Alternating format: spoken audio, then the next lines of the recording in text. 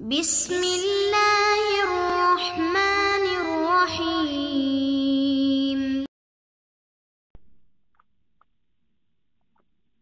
اعوذ باللہ من الشیطان اللعین الرجیم، بسم اللہ الرحمن الرحیم۔ نحمدہ ونصلی علی رسولہ الکریم وآلہ الاطہار۔ عزیز طلاب اکرام، کتاب توضیح المسائل کے اسباق ہم مسلسل پڑھ رہے ہیں، جن اسباق میں سے آج ہم سبق نمبر 156 شروع کر رہے ہیں کہ جس کا عنوان گزشتہ چند اسباق کی طرح نکاح کے احکام ہے۔ گزشتہ سبق میں ہم نے نکاح کی شرائط کو بیان کیا کہ نکاح کن شرائط کے ساتھ صحیح ہو سکتا ہے، اور اگر وہ شرائط نہ ہو تو نکاح باطل ہو جائے گا۔ تو آئیے شروع کرتے ہیں آگے کے مسائل کو۔ مسئلہ نمبر 2336، اگر نکاح میں ایک حرف یا اس سے زیادہ غلط پڑھا جائے جو اس کے معنی کو نہ بدلے تو نکاح صحیح ہے۔ یعنی کہتے ہیں کہ نکاح میں اگر ایسا کوئی حرف غلط پڑھا جائے جو اس کے معنی کے بدلنے کا سبب نہیں بنتا تو نکاح صحیح ہے، لیکن اس کے ساتھ ساتھ اس سے یہ بھی سمجھ میں آ رہا ہے کہ اگر ایسا کوئی لفظ ہو جو کہ غلط پڑھا جائے اور اس کے غلط پڑھنے کی وجہ سے نکاح کا معنی بدل جائے تو اس صورت میں نکاح صحیح نہیں ہوگا۔ اب آ جاتے ہیں مسئلہ نمبر 2337۔ وہ شخص جو نکاح کا صیغہ پڑھ رہا ہو، اگر خواہ وہ اجمالی طور پر نکاح کے معنی جانتا ہو اور اس کے معنی کو قصد تحقق یعنی حقیقی شکل دینا چاہتا ہو تو نکاح صحیح ہے، اور یہ لازم نہیں کہ وہ تفصیل کے ساتھ صیغے کے معنی جانتا ہو۔ کہہ رہے ہیں مثلا جو شخص نکاح کا صیغہ پڑھ رہا ہے، چاہے وہ خود اپنے لیے پڑھ رہا ہو یا کسی کا وکیل بنا ہو، وہ اجمالی طور پر نکاح کا معنی جانتا ہے۔ یعنی کیا مطلب؟ یعنی اتنا جانتا ہے کہ وہ جو ارادہ ہے، جو قصد ہے، جو نیت ہے، اس کو حقیقی شکل دینا چاہتا ہے، اتنی معنی جانتا ہے۔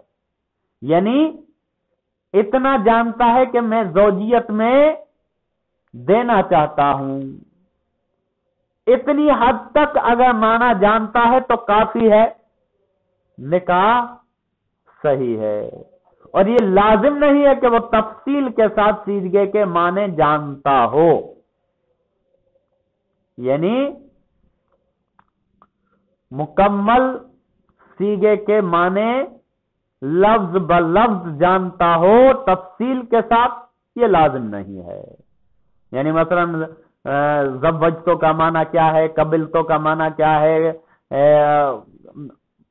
صداق کا معنی کیا ہے، جو بھی الفاظ استعمال ہوتے ہیں ان کے لفظ لفظ کا معنی جاننا لازم نہیں ہے تفصیل کے ساتھ۔ مثلا یہ جانے کہ عربی زبان کے لحاظ سے فاعل یا فعل یا فاعل کون سا ہے، یہ جاننا ضروری نہیں ہے۔ یعنی کہ اس کو ترکیب آنا ضروری نہیں ہے، بس اسے مطلب سمجھ جاتا ہے اور یہ سمجھ جاتا ہے کہ میں کیا کر رہا ہوں، کافی ہے۔ اب آ جاتے ہیں مسئلہ نمبر 2338۔ اگر کسی عورت کا نکاح اس کی اجازت کے بغیر کسی مرد سے کر دیا جائے اور بعد میں عورت اور مرد اس نکاح کی اجازت دے دیں تو نکاح صحیح ہے. کہنے کہ مثلا کسی عورت کا نکاح کسی کے ساتھ کر دیا، مرد کے ساتھ، اس سے اجازت نہیں لی، تو اگر بعد میں وہ دونوں راضی ہو جائیں، مرد بھی راضی ہے، عورت نے بھی اجازت دے دی، عورت نے بھی راضی ہو گئی، تو نکاح صحیح ہے. اور اجازت کے لیے کافی ہے کہ کچھ زبان سے کہے یا کوئی ایسا کام کرے جو اس کی رضائیت پر دلالت کر سکتا ہو. کہہ رہے کہ اجازت کے لیے عورت سے جو اجازت لی جاتی ہے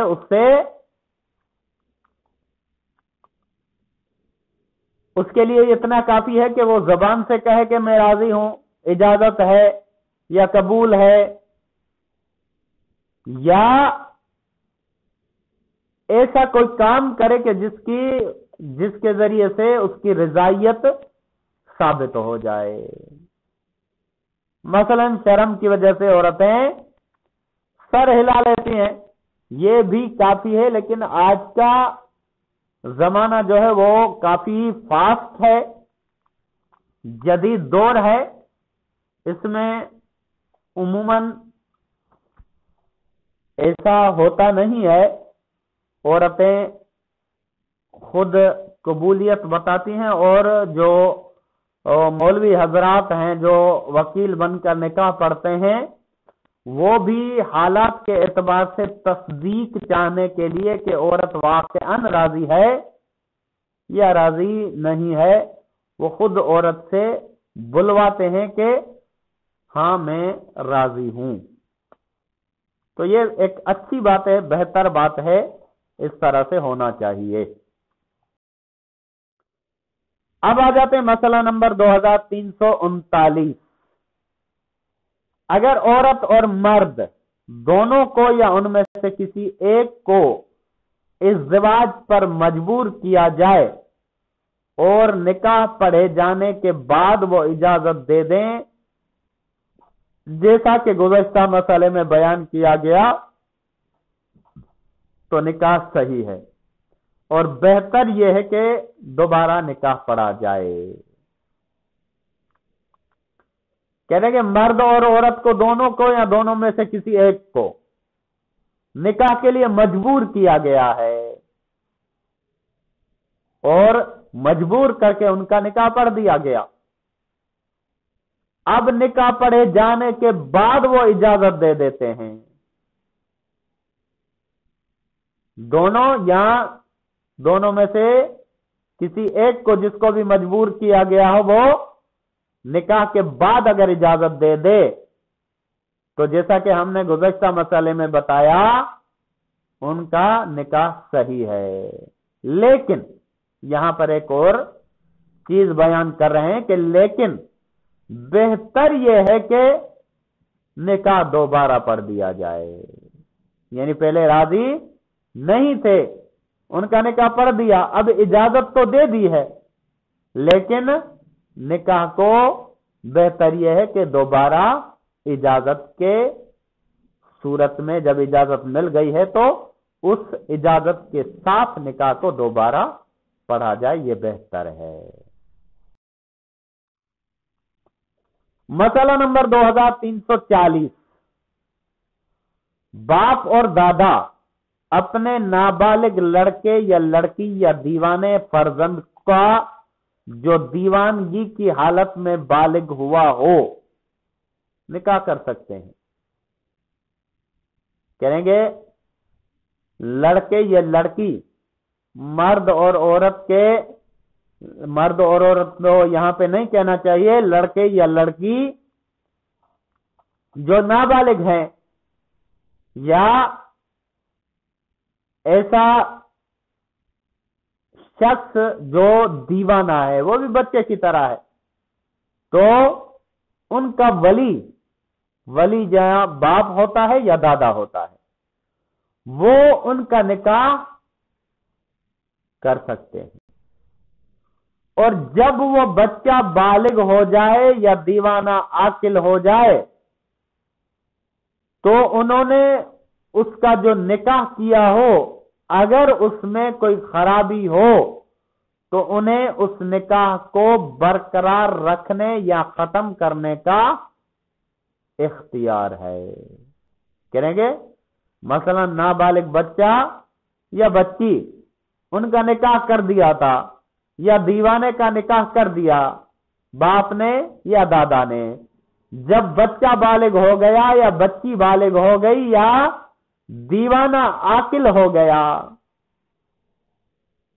اسے پتا چلا کہ ان کا نکاح کر دیا گیا ہے. اب اگر اس میں کسی قسم کی کوئی خرابی ہو تو ان کا اختیار ہے بالغ ہونے کے بعد یا عاقل ہونے کے بعد ان کا اختیار ہے کہ اس نکاح کو برقرار رکھیں یا اس نکاح کو ختم کر دیں. اور اگر کوئی خرابی نہ ہو اور نابالغ لڑکے یا لڑکی میں سے کوئی ایک اپنے اس نکاح کو منسوخ کرے تو احتیاط واجب کی بنا پر ضروری ہے کہ یا طلاق دیں یا دوبارہ نکاح پڑھیں.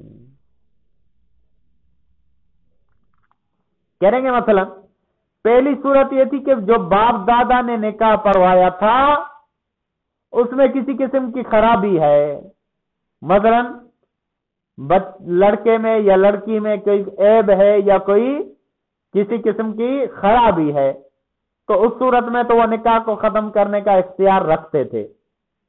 لیکن کہہ رہے کہ اگر کوئی خرابی نہ ہو، اب اگر لڑکا ہو یا لڑکی اس کو منسوخ کر دیں تو احتیاط واجب کی بنا پر ضروری ہے کہ یا طلاق دیں یا دوبارہ نکاح پڑھیں. یعنی منسوخ کر دیا، اب منسوخ کرنے کے بعد یعنی وہ منسوخ کرنا بھی کافی احتیاط واجب کی بنا پر کافی نہیں ہے. اگر اسے چھوڑنا چاہتا ہے تو طلاق دے. لیکن اگر منسوخ کرنے کے بعد وہ کہتا ہے کہ نہیں یہ صحیح ہے تو احتیاط واجب کی بنا پر دوبارہ نکاح پڑے. اگر منسوخیت کو برقرار رکھنا چاہتا ہے تو طلاق پڑھے، اگر منسوخیت کو ختم کرنا چاہتا ہے تو دوبارہ نکاح پڑھے.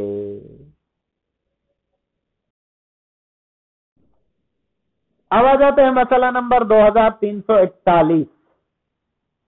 جو لڑکی سن بلوغ کو پہنچ چکی ہو اور رشیدہ ہو یعنی اپنا برا بھلا سمجھ سکتی ہو، اگر وہ شادی کرنا چاہے اور کنواری ہو اور اپنے زندگی کے امور کو خود انجام نہ دیتی ہو تو اسے چاہیے کہ اپنے باپ یا دادا سے اجازت لے، بلکہ اگر وہ خود مختاری سے اپنی زندگی کے کاموں کو انجام دیتی ہو تو احتیاط واجب کی بنا پر پھر بھی اجازت لے، البتہ ماں اور بھائی سے اجازت لینا لازم نہیں.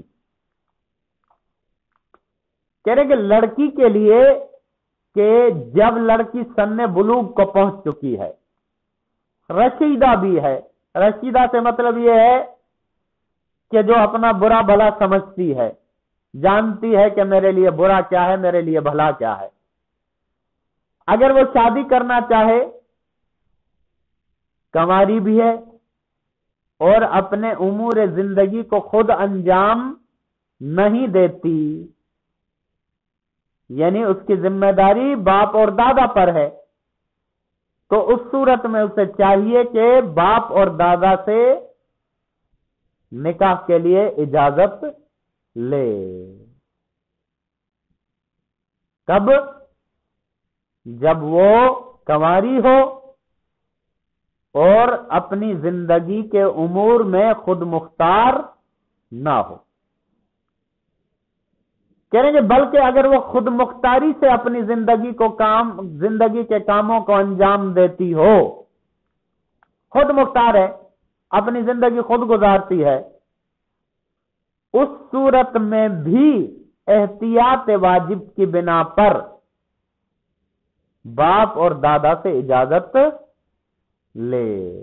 البتہ بھائی سے اجازت لینا یا ماں سے اجازت لینا ضروری نہیں ہے، یعنی کہ اگر باپ اور دادا ہوں تو ان سے اجازت لینا ضروری ہے، اگر باپ اور دادا نہ ہوں تو پھر ماں یا بھائی یا کسی اور رشتہ دار سے اجازت لینے کی اسے ضرورت نہیں ہے، پھر وہ اپنے اختیار سے شادی کر سکتی ہے، نکاح کر سکتی ہے۔ وصلی اللہ علیہ وآلہ وسلم۔